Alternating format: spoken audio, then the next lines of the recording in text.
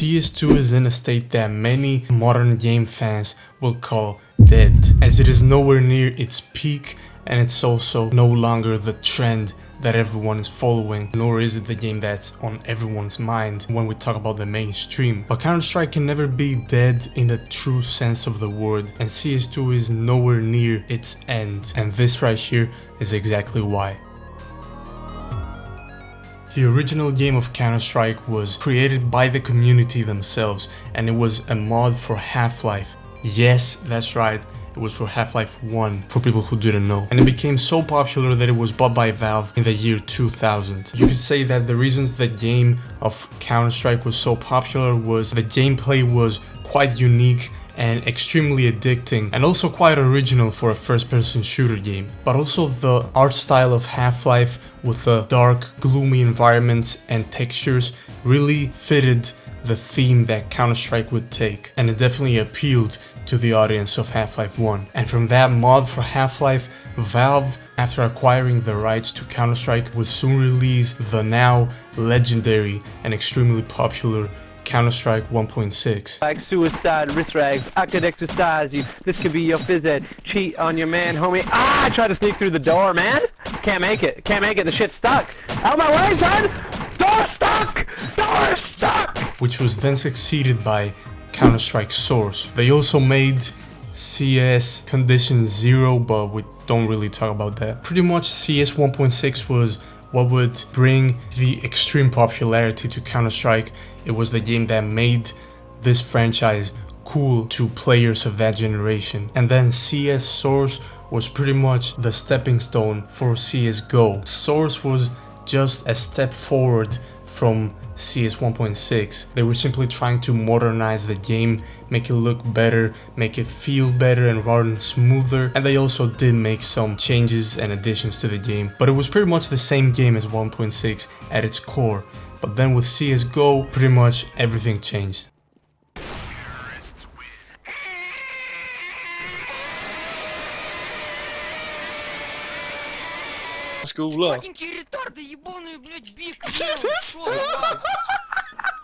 CSGO at its launch definitely had its popularity because of the previous installments of the franchise, but Global Offensive established itself as its own thing and a certified classic from Valve. When people talk about CSGO, the first thing that comes to their mind is definitely the culture that was created by the game and was extremely noticeable. Hello, can I help? Tu по-русски, английски. Engelski. Ruski helemaal niet, spasiba. Спасибо, спасибо. Русский?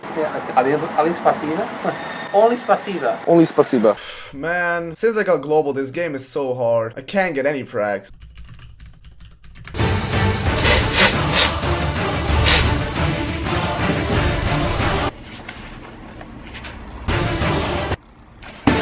There was something unique about every interaction with the players you would find in matchmaking. Hence, the huge subsection that was created on YouTube by the CSGO community, with all of the skits and different type of YouTubers doing a whole lot of unique content that was centered around the game of CSGO. CSGO in itself was so unique because it wasn't only a competitive game that had people trying to get better at it the way CS 1.6 was, but also the way newer games were trying to copy CSGO like Valorant are. But it has something special about it that enabled people to have fun in their own way. The addition of skins in the game of CSGO was pretty controversial in the beginning, and many competitive players were against the idea of adding skins to the game, as it would make it more cartoony in their eyes, and also it may have implications in the competitive nature of the game. But ultimately it was accepted by a community, and it ended up being a great addition to the game as it created a whole new side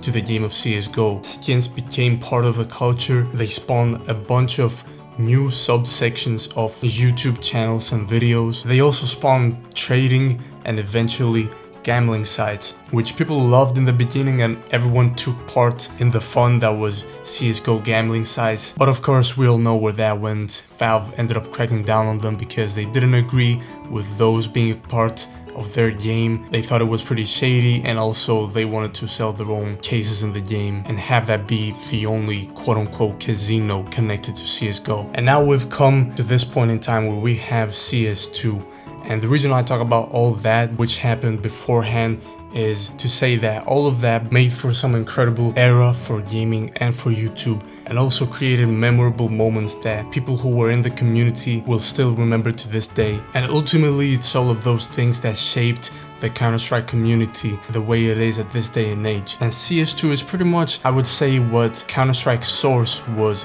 for CS 1.6. It's the game that's modernized CSGO, tried to make it look shinier and more modern as a game, but it's also changed up the art style, which was a pretty interesting change in my opinion. I thought that went against the spirit of Counter-Strike in a sense, but it may have been a necessary change in order for Counter-Strike to survive, as nowadays game developers know very well that it's the brighter and more colorful games that retain the biggest audience, and if Valve want to keep this franchise going and keep it alive, they have to adapt to the times. So maybe, I don't know what I'm talking about when it comes to that, but for people who were alienated by the changes CS2 made, the good thing is that CSGO is still playable. They can still go back and they can go even further and mod CSGO in order to be able to play older versions of that game. But maybe that doesn't matter at the end of the day, because what we all want to see is this franchise that we've come to love go forward and thrive in the future. The good thing about CS2 is that it's kept its identity for the most part, and even though it doesn't have the hype that CS once had, and even though we've sort of lost the culture that was part of CSGO, the competitive nature of the game, which was what propelled the franchise of Counter-Strike into success in the first place, is still there. You retired, right? Not completely. Box, MMA, wrestling, bike, 100 kilometers per week, everything, looking for adrenaline. And CS give me for this a lot of help, give me a lot of adrenaline. That's why I'm looking. So this is why I believe that Counter-Strike will never die, as long as Valve work on the game and want to continue this franchise. But what do you guys think? Let me know in the comments down below. Do you think that CS2 has a big future ahead of it, or do you have different feelings about it? Whatever your opinion may be, thank you for watching this video nonetheless, and I will see you tomorrow. Peace.